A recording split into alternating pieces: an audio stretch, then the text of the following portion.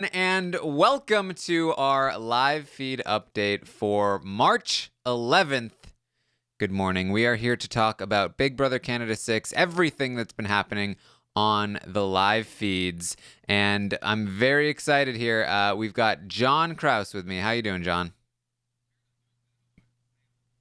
About what time it is. I lost an hour somehow, and the feeds have been down for like 47 hours. So I don't know what time it is in Canada right now. I'm very confused. Yes. This is not a good day. This is not a good day. Oh no, Taran, did the time break you? It broke me. It broke me. As this podcast started, I realized that you weren't on the screen, and I had to quickly put you on there. So. Oh, you don't need to see my face. As long as you can hear my word hole talking, you'll be good. Well, I don't think they could hear you either, but now they can. No. Should I start over? No. Taran, I don't know what time it is. I made a joke about the daylight savings.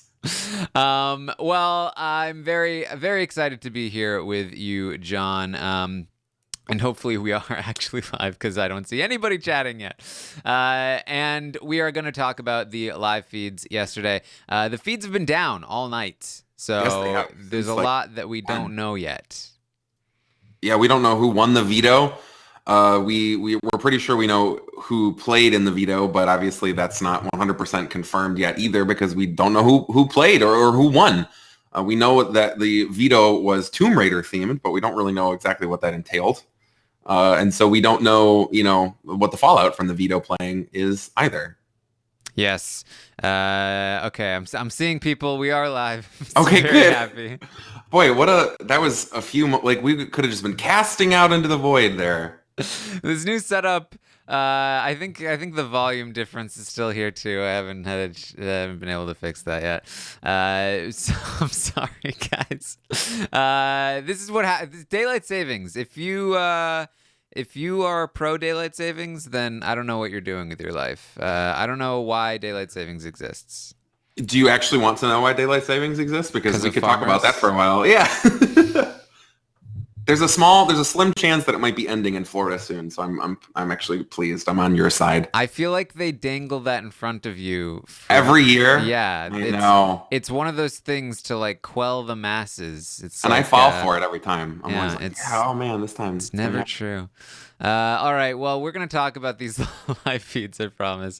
Oh boy, like even just, I feel like it was a combination of live feed, of daylight savings and listening to Ryan all day. I posted a small clip on Twitter about like what it does to your brain to listen to Ryan for too long talk about his, I've watched this show for 26 seasons and... back in the day with Chicken George, and that's why you need to throw a veto. I almost opened instead of talking about a daylight savings time joke with a joke about how I'm really enjoying Ryan Canada 6, my new favorite reality show, because it really is the Ryan show right now. He's still the one. Ryan show, the Ryan show. He's still the one playing the most, talking the most, and teaching the most. And it's really an interesting strategy. I'm very excited for the next episode because I can't wait to hear what everyone else in the house has to say about Ryan, because we're getting little clips, little hints of sort of what people think about Ryan, but like I'm excited when they're in the diary room, they have the safety of that, like to really sort of let loose on their opinions on like what his strategy is. We've never really had anybody go so hardcore into, it's almost like the opposite. A lot of these super fans, they come into the house and they try to hide it. And they try to hide that they're a super fan, but he's not only like leaning into it, but he's like, I'm going to be the professor. I'm actually so good at this show that I'm not only going to teach me how to win, but I'm going to teach you how to win and everyone else too. Ryan is like Paul at the start of Big Brother 19, only he hasn't been on the show before. So he's like, guys, you haven't listened to me. I know what I'm talking about. I've seen the show before.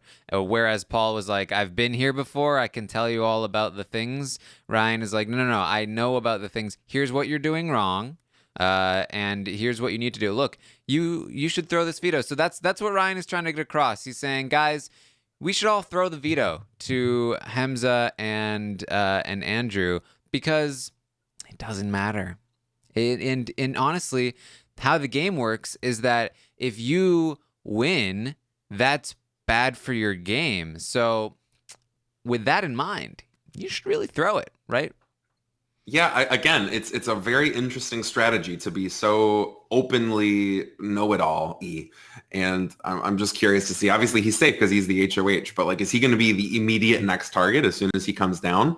I think almost there's a slight possibility that people will put up with it for a while because it's so obvious. Like when it's time to get rid of Ryan, it'll be really easy to do. And so, they might keep him around for a while because he plays his hand so openly. If you were to play poker with somebody and everyone else had their cards like this, but one player at the table had their cards fully open, you might want to keep them around for a while because even if they have better cards than you for some of the hands, like you'll always know exactly what they're doing. Yes, Miranda on Facebook says he says he tried to hide it, but obviously he can't control himself. Has to be a know-it-all. I don't know anyone like that, John. No, I don't. Know-it-alls tend to be very insufferable, and I try to avoid them at all costs. Yeah, in my application video to come on Rob Has a Podcast, I said that I would not get along with know-it-alls and I would target them. So clearly, Ryan would be my target if I went into the house. Well, honestly, if you want to, yeah, if I were in the house, I would try to separate myself from Ryan. I see a lot of myself in Ryan in as much as that I obviously am someone who talks about the show and I have this, knowledge of the history of the show. And I think that if you are also like that player, you want to distance yourself from that person. So, there are other people we know from the preseason videos and whatever, that there's a lot of fans of the show in this house. But like not anyone is being so open as Ryan. So like the other players are kind of being quiet about it because he's taking all that spotlight. Yes, a comment from Ashley in the chat asks, what's your read on how other house guests are taking his coaching sessions? And I will say that I think initially they, when he was talking to Johnny and Erica, they were kind of, he might be telling me the truth here. Like, people might be seeing me this way. I need to start acting in a certain way to counter that. Maddie certainly did as well. However, even then, Erica was kind of suspicious of it, and Olivia became suspicious of it. And then over the course of yesterday, March 10th, I feel like they really started to sour on this. A lot of people, they were like, they still talk about Ryan. He is so smart. That guy, Ryan is a really smart guy. However, they're not listening to him as much. They're starting to think, oh, wait a minute, he is kind of a weirdo. He's kind of a out there guy. Well, you know what, like, he's really kind of trying to do a lot here at the same time because he's trying to plot out the rest of the game for multiple people, which has never been attempted before. But then he's also trying to do this thing where he's trying to keep the house very, very happy. It's like you guys were saying a few days ago, where he's trying to capitulate by nominating Andrew and Hamza. But then at the same time, he's trying to float this backdoor thing with Olivia, which is, as far as we know from the last time the feeds were on, that's still the plan, is if either of the players win or if anyone wins, that they'll get taken off and then Olivia will go up. But he tried to do it in such a, 7D chess type way where he's trying to convince everybody to like float out Olivia's name so he doesn't have to say it, but then he's going to put Olivia up. He talked to Olivia for a while yesterday and like hinted like, well, people are saying your name.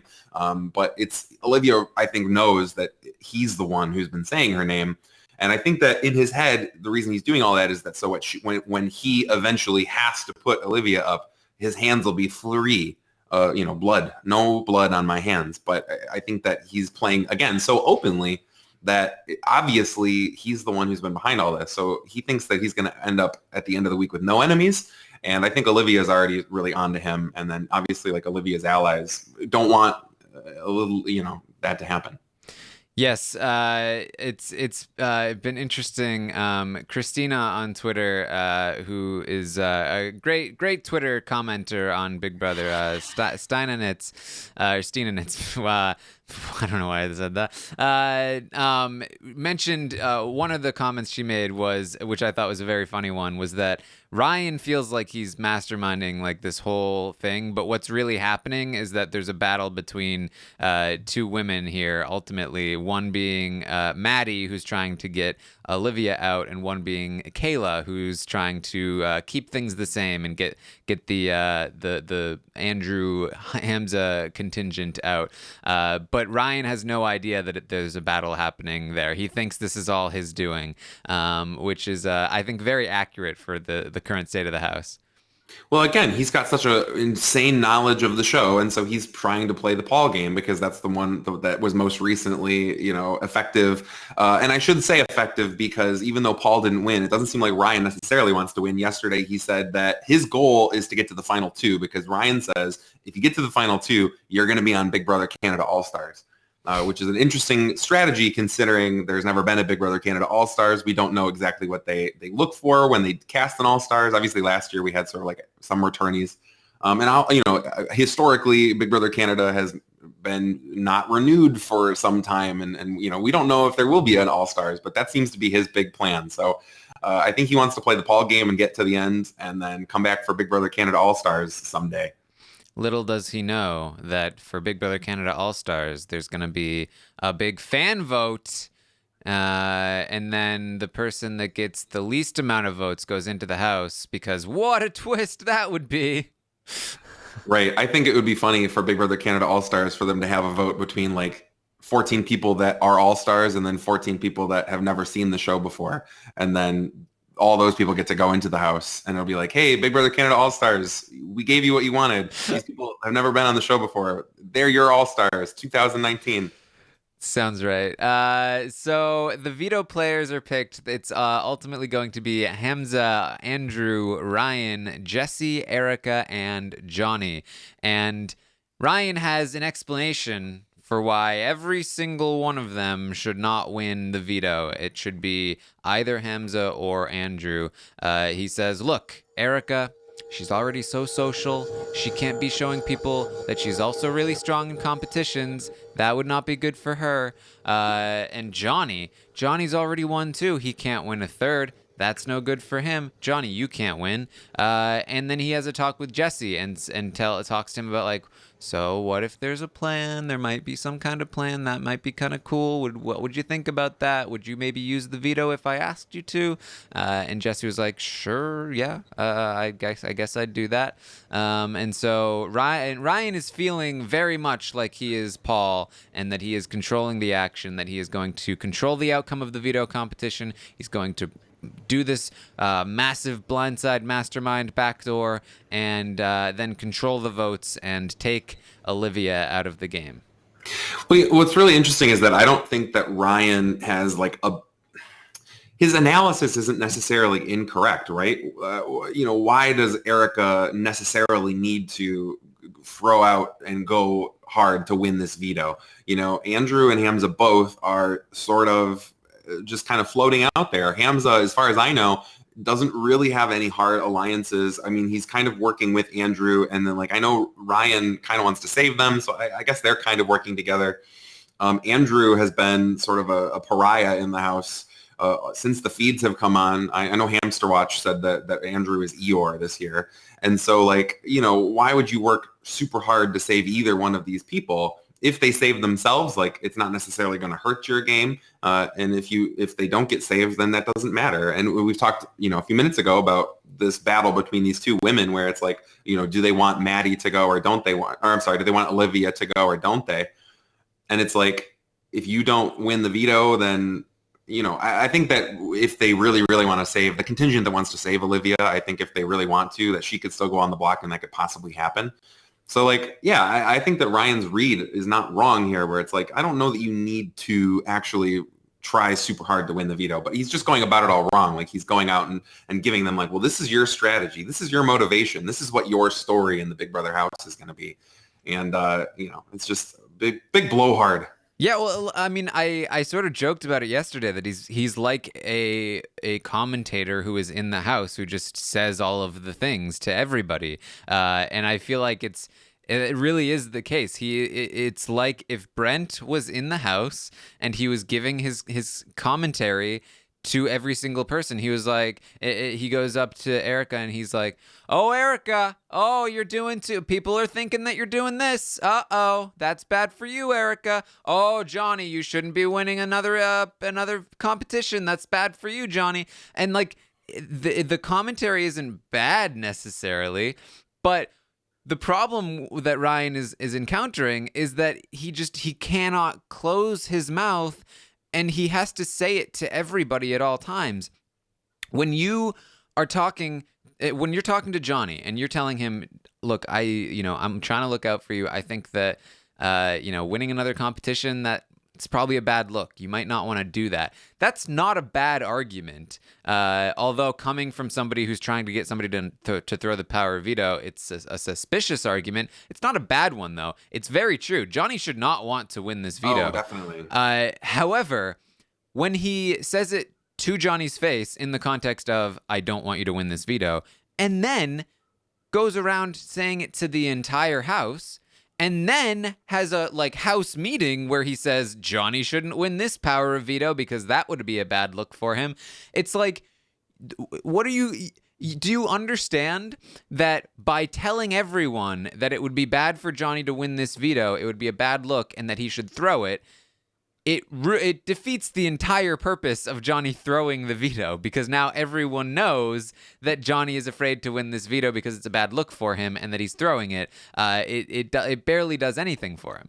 Yeah, the power from throwing a competition comes from not having people know that you threw it. That's what the drama is, which is why when we watch it on the show, we always enjoy when there's people who are trying to throw it, but they do a bad job of it. And it's obvious that they're throwing it, because then it's like there's some dramatic irony going on where like we know and the other players know, but the person trying to throw it doesn't know.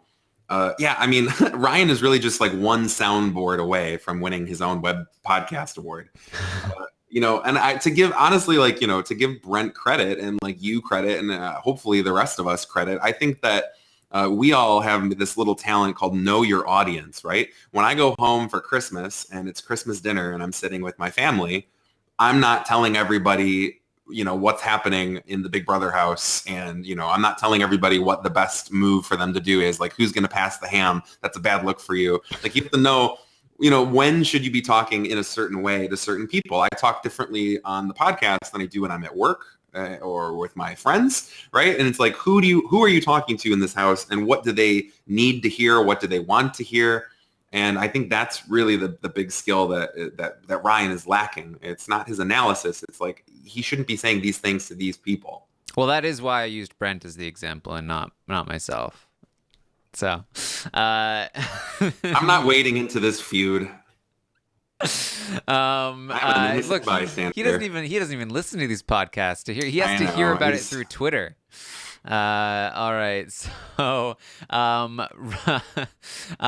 Marin ends up talking to Ryan. So as we mentioned yesterday, Marin had a conversation with Ryan where he was just like, "I don't know what to tell you, man. I don't know anything about these people. I just got here."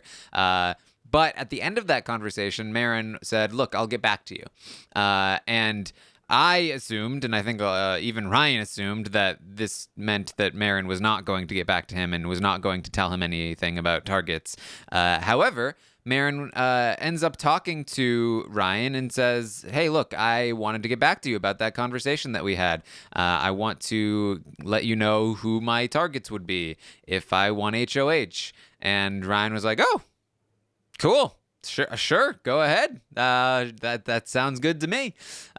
So Marin ends up saying, "Okay, here are the people I think I would target. I think I would target Allie because I just don't connect with her, and I don't feel like she's open to connecting with me. And then the other person, like, that's hard. Like maybe like Olivia. I don't know. And of course, Ryan, anytime he hears Olivia's name, he's like, "Ooh, yeah." What did she do to him? That's my question. What did she do to Ryan?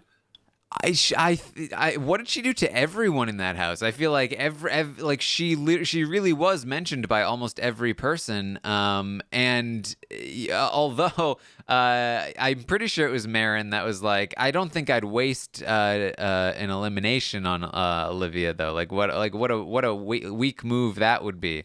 But Ryan feels like this is the move. This is the big strategy move. Well, Ryan should know that you don't want to make a big strategy move early on in the game. And I want to say this about Marin too. So I think that the way that the gatecrashers really should be playing this is the way that Marin kind of came into the house playing it, right? You come into the house and it's weird. These people are starting late. You don't know who they are. They're being weirdly cagey about how, there was some sort of weird audience poll. Arissa like picked them out of the crowd and all this different stuff. It's weird. And so your first thought is like, these people are weird.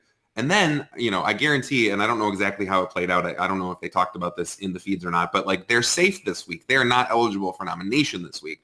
And so I'm sure when the other, 13 players hear this, they're like, wait a minute, they can't even nominate these people this week.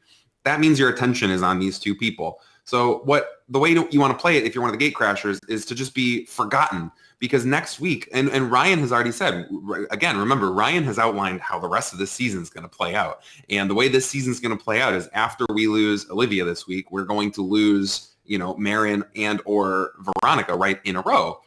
And so you want to be completely forgotten about. And Marin came into the house doing that. Like he was just there. Veronica came in and she was like, I want to be one of the girls. I'm going to be friends with the girls. Hey, girls, I'm a girl. You're a girl. Let's be girls. Marin was just kind of there for a while. And I think that was great. And I think it's a misstep for Marin to start trying to play the game. Like the goal for Marin should be like, just exist in the house. Don't be a threat. Don't be a non-threat. Just be like, he's wearing all white anyway. Just like press yourself up against that fluffy, white clouded wallpaper and just disappear for a while, because next week, he could possibly be nominated. It would be so easy for the next HOH just at the beginning to just nominate the two gatecrashers. No one would be angry about that. And, when it comes time to eliminate one of the gatecrashers, if you want to be Marin, you want to be like, get this other girl out, she's been rubbing people the wrong way or whatever. And so this is not a good look for Marin, I don't think. Like, don't start playing the game right now. Give it some time. Yeah, it's interesting because I think that it really is the vibe of the house. I think Marin went into the house thinking I can just sit back and be chill and use my social game. But there are so many fans in this house. They all want to play, and they all want to play hard. And so the atmosphere of the house is, whether it's Ryan being a crazy person or Kayla running her, band of cool pretty kids, or or Hamza, talking about being a lone wolf and getting the underdogs together. But he's also a competition beast. I don't know if you heard that. Yeah. Hamza is the shoe-in to win this veto because he's a comp beast. He's already won it, I'm sure. Yes. Yes. We've got Schrodinger's veto comp right now. Yeah. We don't know. We haven't seen in the house in a while. But it's like everyone is playing hard except for like the people off weirdly that are being targeted. Like Olivia is probably one of the few people that isn't playing super hard, which is funny because they're all like, oh, she's so smart, she's so dangerous. But so I feel like Marin thinks that he needs to jump in on this action. Like he needs this is how the house is working right now, and if he doesn't start playing, then he'll be left behind. And so after he has this conversation with Ryan, Ryan lets him know, like, there might be some kind of backdoor in play, and Marin is, I'm all for whatever you want. I want to vote with the house. I don't want to stand out. I'll do whatever. And he goes and talks with Andrew and Hamza, and he's like, guys, this is cool. You guys are saved. That would be really cool for me. I want to work with you guys. I really like you guys. He's essentially like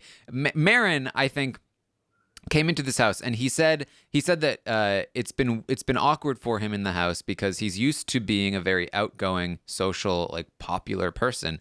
However, he is the new kid in this scenario, and he didn't get the cool kid club card invite from all the other cool kids. So now he's gravitating toward the outcasts. And he's kind of like in this situation where he's going to be working with people like Hamza and Andrew, and whoever else will join their merry band of misfits. And I think that's what he would love to do. He doesn't want to jump on a sinking ship, But if he now feels like there's a potential that they might get saved and that Olivia might get targeted, which would be great for him because it would put a big target on people like Ryan, and even people continuing to put a target on people like Andrew and Hamza over him. So for Marin, this whole Olivia plan would be very, very good. Yeah, and it can really work out in a really great way. Being in the Misfits group, can help, where if you can sort of clump enough different disparate groups of people together, you could suddenly find yourself, in the new majority. You can find yourself sort of controlling the house, right? Like we've seen it before, in BBOTT, where there was, I don't know if we're allowed to talk about that, but it did happen. It did happen. And we had, the group of sort of misfits became the other side of the house, really. And then they ended up getting in power. And then that became sort of, the people that were against the ball smashers. And then that whole season went back and forth between those two groups of people. And so, you could easily get, if Andrew and Hamza are both safe, and then you get Marin, and if he can become sort of the popular guy in this new group of people, he could sort of be their leader. Again, I think that it's too soon for him to start making those moves, because he still is, people are thinking about the gatecrashers as these new people in the house. But there is a path there. I think that really, again, his problem is that he's a recruit too. He doesn't really know much about the show. And so he doesn't have, any body of knowledge to work with. He doesn't necessarily know the dynamics of how these things play out, which is really what's going to cripple both of the gatecrashers. Is they don't have, on the other side, we have Veronica, who thinks that being a super fan is a really good thing, because what's her exposure to the show is basically just the last week of Ryan running the house. And so she's like, that seems to be working for him. And so as far as she knows, that's the way to play the game. So Veronica's trying to tell everyone that she knows Big Brother really well. And it's been very entertaining for me to watch her not actually know the show and make a bunch of sort of slip-ups and stuff like that. But these two players don't know what they should or shouldn't be doing. It's very refreshing to me that the norm in this house is to pretend that you are a fan in order to fit in, and not only that, but you see Veronica come in. I don't think she's capable of playing an overly strategic game, but she is capable of trying to fit in by saying, "I know I'm a fan. I'm like you guys." And then you have Marin come in, who I expected to play a very low-key game, a very boring game, because that just seems to suit his personality. But he's starting to. I think he feels pressure to play a more active game, because that is the zeitgeist of Big Brother Canada 6. Absolutely, and that's one of the most interesting things about the show. This is when I love the show the most, is when you can see these social dynamics play out. Right? There's no such thing as normal, right? Even whether it's in the real world or in the Big Brother house. It's just whatever the most people think is normal, that's what normal is in that social group. And so, yeah, we have this season full of people who are somewhere between middle and super fans. And then we have Ryan right now, obviously this week, laying the groundwork for what the rest of the season is going to look like. And he's setting the stage for this to be a season where everyone needs to act like a super fan. So he's creating the normal. And so people, it's almost like an upside down. It's almost like Stranger Things. Where it's that's going to be the new normal. And so if you want to fit in, you need to act like you know stuff. The people who don't know stuff are going to be the ones who might stick out. I can't wait for the twists to just beat them all into submission until they start playing a boring game again. We'll just have to wait for that to happen. I'm sure. So cynical. Look, it's happened almost every single Big Brother Canada. So, it happens.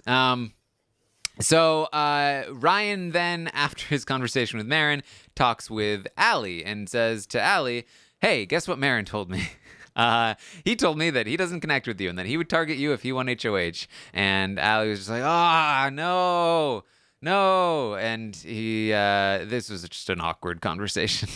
Yeah, Allie's another one of these people that's kind of, maybe it's my lack of social understanding, but I don't understand why. But she seems to be one of these people that's not really doing very well socially in the game right now. A lot of people seem to be okay with the idea of Allie going sooner rather than later.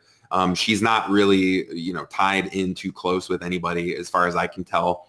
And so, yeah, it's interesting to see kind of, because of the weird dynamics of this house right now, who are the out people. And she seems to be one of them. Yes. Another interesting thing that to follow over the course of yesterday was we got a little bit more information about the Kayla Derek showmance Mhm. and their alliances and their position in the house. They talked with each other a bit. Derek is the person that's essentially saying, "I don't know much about this show. I'm good with people." And Kayla is saying, "That's great because I watch the feeds. I am all in on this show. I can direct you. You can be social. I can be the brains. This is a perfect combo." And they seem like a pretty effective combo, at least for now. Yeah, and that is a good dynamic. I think that any good duo should sort of cover all of the bases. And so if Derek is the more social and also possibly more, skilled person, obviously I don't really subscribe to the idea that you need to be physically strong to be good at Big Brother challenges, and then if we have Kayla being the other half of that where she knows the game better, if she's sort of like Ryan but less open about it, I think that could possibly be a good thing. I think that really the biggest problem for those two, honestly, is just that everyone knows that they're in a showmance right now. And it's always easy to target the showmans. Like again, like depending on who gets a HOH, if someone gets HOH and they don't have an obvious target, if they don't have a super ego strategy where they want to play the next 8 weeks out, the easy thing to do to not piss off everybody else is to target the showmans. And then, one of them might end up going home. So I think that it's the fact that they're openly in a showmance is hurting them. But like within that showmance, I do think that they have a good dynamic covered, and they do seem to be, as of now, pretty well ingratiated with the house. Obviously, they're part of the real deal, and they do have friends outside of the real deal. Yeah, so they have this real deal alliance, but they're not super loyal to it. The real deal alliance, obviously, being the two of them plus Jesse and Paris. And then they talked about how Ryan is really starting to sketch them out. They might need to target Ryan somewhat soon. They're scared of how smart he is, and he's a little he's a little scary as a player. Kayla in particular seems a bit worried about Paris. She mentioned Paris a lot in terms of like, well, we'll need to cut Paris eventually. She's talks to other people. It's a little worrisome. So I think Paris needs to be a little scared of this couple, and I think she is. I mean, I don't think she's got all her eggs in one basket. Yeah, I think when and if the real deal suddenly becomes a false deal and it implodes, and then we need to start looking for a new deal, the person who's going to break away from that is going to be Paris. And it's not even necessarily through a fault of her own. As far as I can tell, she's part of this foursome, like she's into it. But yeah, the Derek and Kayla contingents are looking at Paris and they're like, wow, she's got a lot of other friends outside of the real deal, and maybe she's got side alliances going on, which to some extent she kind of does. So it's a pretty accurate read. And so if they decide to implode at some point, she's the one that they may target. And then Jesse throws an interesting wrench into there because Jesse and Paris are getting closer and closer. Paris kind of maybe has a crush on Jesse, one of many people who does. And so who knows, that foursome could fracture into two showmance alliances that are targeting each other, which could be a really interesting dynamic. So yeah, that whole group, the real deal, is kind of an interesting one to watch right now. Yeah, it's very nebulous. It's very shifting. We'll try to give you a rundown on the current understanding of where these people lie. Obviously you have Kayla and Derek as sort of the center of most things. You have Derek, who is in this boys alliance of Derek, Jesse, and Will, and they considered pulling Ryan in at one point, but I think that is long past now. You have Kayla, who is close with Maddie and Erica and Paris and all of that. You have the Real Deal Alliance. You've got Jesse and Paris, who seem to have some kind of flirtmance. They're very low key about it though. When Derek and Kayla talked about potentially targeting Paris at some point, Jesse was pretty open to the idea, even though he was like, I don't think she's much of a threat, though. Then you've got this sort of Paris, Will, and Maddie sort of trio. Right. They seem to work well together. And then you've got Maddie and Will together as kind of a pair. Or at least she sees them as a pair. And from Maddie's perspective, I think she sees her and Will, Kayla and Derek as the two pairs, whereas Paris might see it more like her and Jesse and like the New Deal kind of pair. So there's a lot going on, and then through all of it, you have Kayla and Derek now deciding maybe we should start trying to pull in Erica and Johnny. We should try to make some kind of 5-person alliance with the two of us, Jesse, Johnny, and Erica. Kayla loves Jesse. Kayla thinks that Jesse is great for Derek because she thinks that Jesse is like a puppy dog that follows Derek around, whereas she thinks Will is more dangerous. He has more of a mind of his own, and he's much more likable. I think she's right to be cautious of Will. I think she's very, very wrong to not be cautious of Jesse.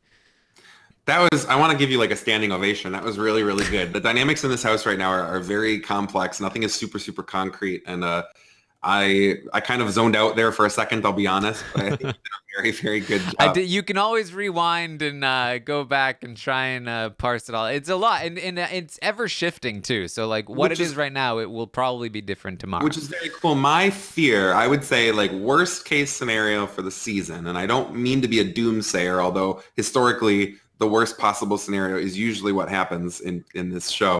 But my fear is that this will turn into, showmance versus stromance versus showmance, sort of like what we had in Big Brother 19. Obviously, there was the Paul factor happening there, but where we had like all these different pairs of people in BB 19, that is something that could possibly happen because Derek and Kayla are already in a showmance. Like we said, like Paris and Jesse are kind of flirting. Jesse and a couple of the other girls seem to like him. Maddie definitely likes Will. I don't think Will is sort of picking up what she's putting down, but like there is a scenario where maybe they all start to pair off and then start targeting each other. And historically, I think that ends up leading to sort of a boring season. But right now, that hasn't happened yet. It's all still up in the air. There's a lot of different ways this could go. I love that people are trying to get groups of 4 together and 5 together and 3 together. And all of those numbers add up to, really interesting combinations when it comes to how the next few weeks are going to play out. I think a lot of people are sleeping on Will right now. You brought up Will a second ago. It's not just his accent. He reminds me a lot of John Party. It's not just the goofy, noofy accent, but like he's likable and good looking. And everyone likes him, and that's what happens when you're likable. People like you, and I haven't heard anyone talk about targeting him at all lately. And like that's a dangerous thing, sort of if you get near the end, especially if this becomes more of like a bitter season, possibly at the end. If you're like the most likable guy, I think anyone could see Will at the end and be like, I could be okay with him representing the season as a winner. Yeah, well, I talked about like the alliance breakdown of the cool kids, but there is a whole other side of the house, and Will is involved in that. And I think Will knows very well that he's got the same kind of vibe that John did. He's a little bit goofy, a little bit physically intimidating, but still very friendly. He just has the same kind of charm.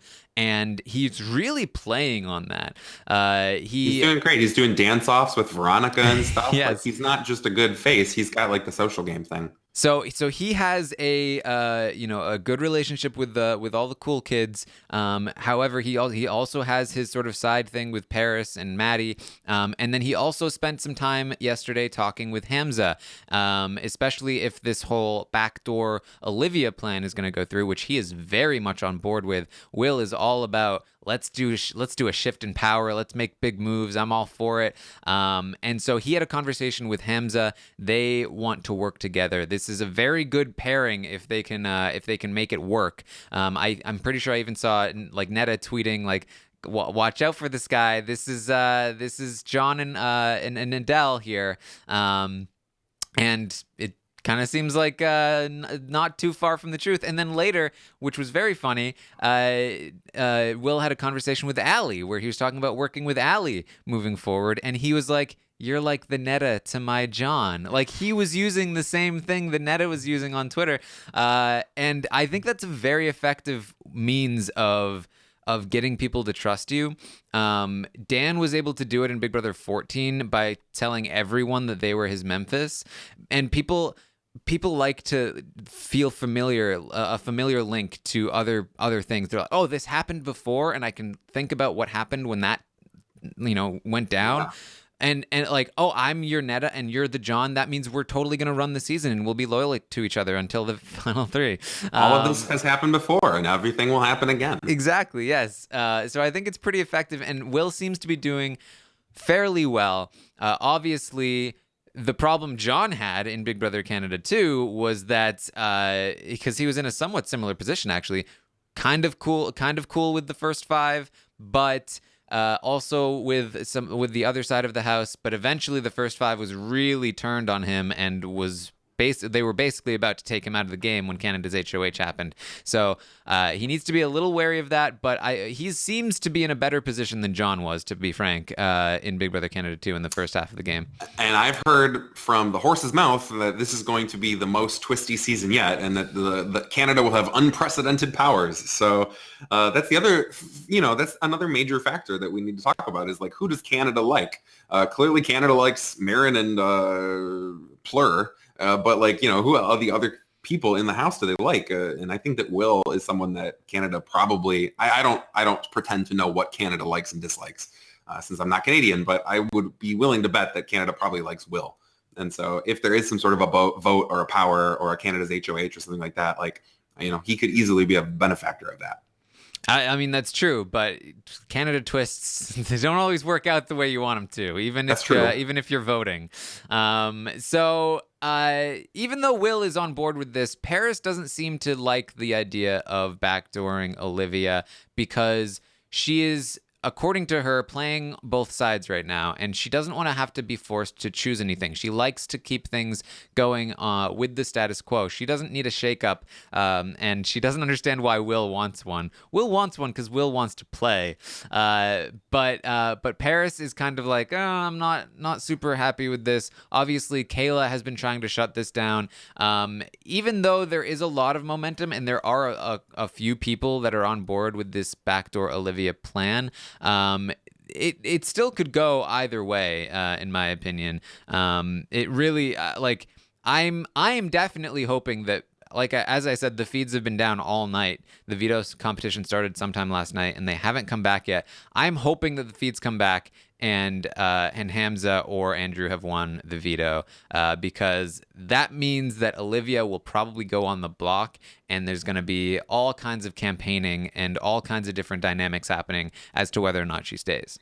Right. I think that even though we don't know who won and therefore we don't know who's going to be sitting on the block, at the end of the week, I do think that we can safely say that one of the three people will definitely be going home, because either the status quo stays and then it'll be either Andrew or Hamza, or if one of them gets pulled off, we know almost as definitively as you can know that Ryan will put up Olivia. There's no one else he's going to put up. And then, yeah, like you said, that's an interesting situation, I think, in terms of if you are Team Fun Feeds or Team Good TV, that you want that to happen, because then there'll be a lot more interesting campaigning going on, because if it stays Andrew and Hamza, then it's really sort of 6 of one, half dozen of the other. And so that will make the best outcome for viewership. But I do think right now we can safely say it's one of those three that's going to go home. And that's really the most definitive that we can be right now. I want to talk real quick before we wrap up about Paris a little bit. I don't know. You guys covered it a little bit. I think I remember Brent talking about it the other day. But like, Paris is interesting. She's another person I want to see more diary rooms from, not only from herself, but also other people's opinion of her. Because she has this thing where she's got very low self-esteem. And she talks a lot about, I was watching before the feeds went out last night, and she was like in the fridge and she was trying to reach something, and she was like struggling to pick up some celery. And she was like, "I'm so weak. This celery is too heavy for me. I wish I weren't so weak." And it's interesting. She's indicated a little bit that maybe that's an act. Maybe she's doing that to garner sympathy. But I'm curious. I want to see her DRs because I want to know how much of that is an act versus how much of that is real. It could be a mixture of that where it is real, but she's realizing that that might help. And then I also want to see other people's opinions of it because, like, I know Erica, for one, seems to be pretty good friends with Paris, and Erica gives her a lot of pep talks and like inspirational conversations. Like, you got this. Like, you're great. You're beautiful, and you can pick up that celery and all these different things. But again, I want to know, like, is everyone else buying what she's trying to sell? Yeah, I mean, I think it's interesting because we did talk, or I mentioned this a little bit before, but like, she talked about in her intro how she considered herself to be like an ugly duckling kind of She used to be child. bullied. Yeah, and so it's now that she is like this beautiful woman, those insecurities, that they don't just go away overnight. Right. So I'm sure that a part of that is definitely true to who she is. And I think that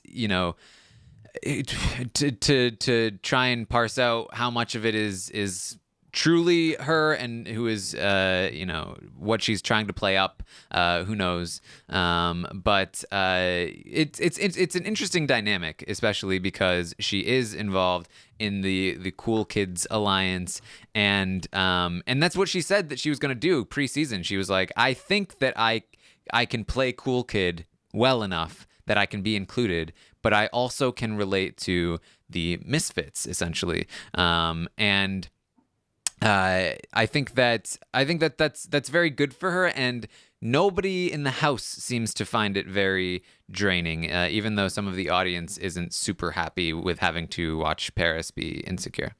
I mean, I don't necessarily hate it or not, but that's what I'm curious in DRs because I think in a DR you can be, especially if the producers are like, how do you feel about Paris? In the DR, the people might be a little more open about how they feel about it. One way or the other, they might say, I'm sick of it, or they might say like, oh, she's like a sister to me and I want her to feel better. Yes. So another quick thing to mention about Jesse, because we talked now about the misfits. Jesse, I think, is we've talked about how Maddie is doing a lot of good work. She's in with Kayla, she's in with Paris, she's in with Will. She really was the person behind this whole backdoor Olivia plan, and nobody knows it. And so, like, I think she's doing a lot of good work behind the scenes. Kayla is somebody else who is controlling a lot of people, a lot of different opinions. She's controlling a lot of things behind the scenes. But I think Jesse is the person who is in the best position in the house by far. Nobody is targeting him. Derek is a bigger target ahead of Jesse. Jesse has insane social connections. There are like people are talking about how like Olivia likes Jesse. People think that Maddie likes Jesse. Obviously, Paris likes Jesse. I don't know if that's gonna backfire on him at some point, but this is like top-notch social game stuff happening right now with Jesse. Yeah, I would agree with you. I think it was you in the preseason analysis where you said that he reminds you of Zach from Big Brother Canada 3. And I think that's I'm really getting a lot of that. Like Zach was not only inoffensive, but also very likable and everyone liked him. And he cruised all the way to, what did he end up getting with? Like 5th place or whatever. But I think that after making many mistake and having many twists fall against him. Yeah. Yeah. So he was never really in much danger outside of those twists and stuff up until that point. So I'm not really sold on Jesse as like winner potential or winner material, but yeah, there's no way unless something goes horribly, horribly wrong that he's in any danger for at least the first half of this game. Like if you wanted to pick one person right now who's a lock for jury, Jesse is definitely that person. Yeah, I'm still not sold on his strategic ability, but if he is able to pair up with somebody like Paris, who at least theoretically has a lot of strategic potential, then that could be a very, very deadly combination. Jesse has decided that he is not going to throw the power of veto, even though he kind of wants to, because he doesn't want to put himself in a spot where Ryan is expecting him to use it, but he doesn't want it to be used. He doesn't want this backdoor to go through. It's probably bad for his game. So Jesse is probably the person most likely to go ahead and try to win this thing, and then not use it. Johnny talked about doing that as well, but he kind of backed down, and I don't think Erica ever really cared much.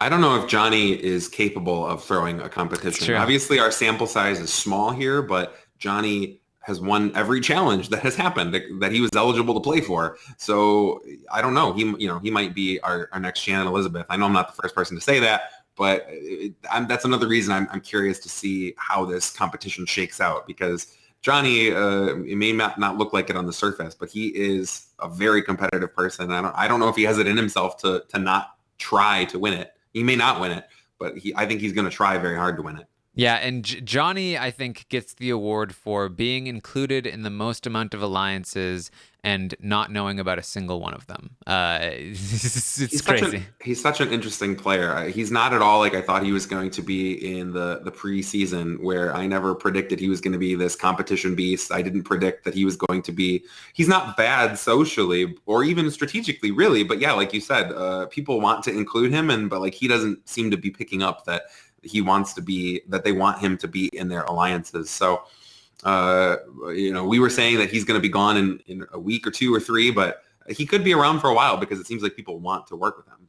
Yeah, I mean, like Ryan is like, I love Johnny. I would never put Johnny up. You've got Erica and Olivia talking about how in their imaginary alliance, he is in the core. You've now got Kayla and Derek and Jesse talking about bringing Erica and Johnny in. Kayla did talk to Erica, but as far as I know, Johnny's still uninformed about any of these alliances. But I do think this is going to come together. Kayla and Derek seem a lot more active in terms of bringing in their allies. So this could be the thing that starts, right? It could be the 5-person, the real deal being left behind, and this 5-person thing of Kayla, Derek, Jesse, Erica, and Johnny as the power 5 in the house. Which is interesting because they don't seem like they socialize all that much. So it's who knows? There's, like I said, very fluid stuff, but this could be the thing that starts all the things. And I think it's very good if Johnny can start to realize where his position is in the house. It's a good position to be in, right? Like the idea of always being in the in group, but not being the leader of the in group. It's good in the early game that we have someone like Derek and someone like Kayla who are trying to bring in people, and that's good. But eventually, no alliance ever, unless no alliance goes forever, because ultimately there's only 2 people in the end and there's only one winner. And so even if this 5 works and even if it lasts for a long time, it's going to crumble. And the person who ends up being targeted is always the leader of the alliance. So if you're someone like Johnny and everyone wants to pull you in, as long as you can figure that out and say yes, that's great, because then you are safe. You are in an in-group, but then you're not the head of the dragon or the head of the snake. And then when that eventually crumbles, it seems like other people want to pull you in their direction. So, someone like Johnny or even Erica, that's a great place to be in. You always want to be the person who is being pulled in. Yeah. All right. Well, unless there's anything else from you, John, I think that's all we've got for you today on the live feed update. No, that's pretty much it. Yesterday was an interesting day because we didn't see a ton of, because the veto never ended up happening before the feeds cut, we didn't really get to see a lot of concrete steps being taken. So in a lot of ways, this entire episode has been useless because we're in kind of the same place we were when we started. But at the same time, yesterday was very interesting because we got to learn more about the social dynamics. We've really only had, 2.5 days of feeds at this point. And if we take out the blackouts, there's really only been like 1.5 days of feeds. And so we're still really learning who these people are, how they interact with each other, and how those dynamics are changing. So this was a very, very important podcast while simultaneously kind of being useless.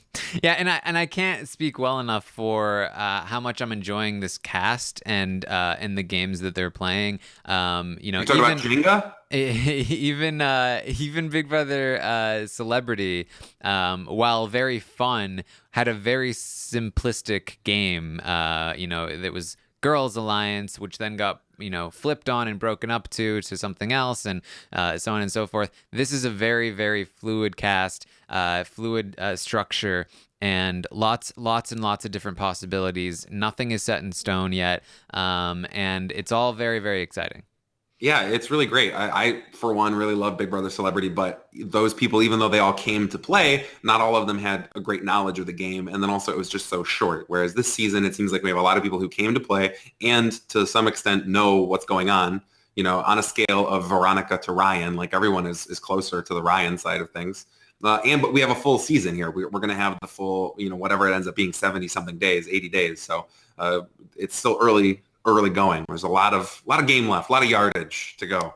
Yes, and as Nikki says on Facebook, now that we have finished the update, let's get these feeds back on and find out who won the veto. Yeah, when I hang up with you, I'm going to call Arissa and tell her it's time. Yeah. Okay, good. Thank you, John. Yeah, my pleasure. So we will be back tomorrow at 10 a.m. Eastern to update you on who won the veto and who the target is and what it's looking like, and more talk on where this house sits in terms of power and everything. So very excited for all of that. And of course, the next episode of Big Brother Canada will be airing tomorrow night, and Rob Sesternino will be live after the episode to recap everything that's going on. And then tomorrow night, I will get the LFC together and we will do our roundtable and talk about the whole week, and come to conclusions and argue, and Brent can yell at me for things that people told him I said about him on Twitter. I just hope Melissa's less angry next time. And or sad, I think it was mostly sad. Happy Melissa is where my comfort zone is. Okay. A lot of people like angry Melissa. No, it's fun. I care for her well-being. Yeah, me too. I don't want her to explode. All right. Well, thank you everyone for joining us. Make sure you subscribe to the dedicated Big Brother feed on iTunes. You can also subscribe to the reality TV RHAP-ups feed to get all of these podcasts. You can follow me on Twitter at Armstrong Taran. You can follow John at John Kraus. And you can leave a comment on robhasawebsite.com, or on the YouTube video, or on Facebook on Rob Has a Podcast, the Facebook page. So thank you again, everyone, for coming and joining us on this journey. I'll see you next time. Bye. Everyone go back to bed.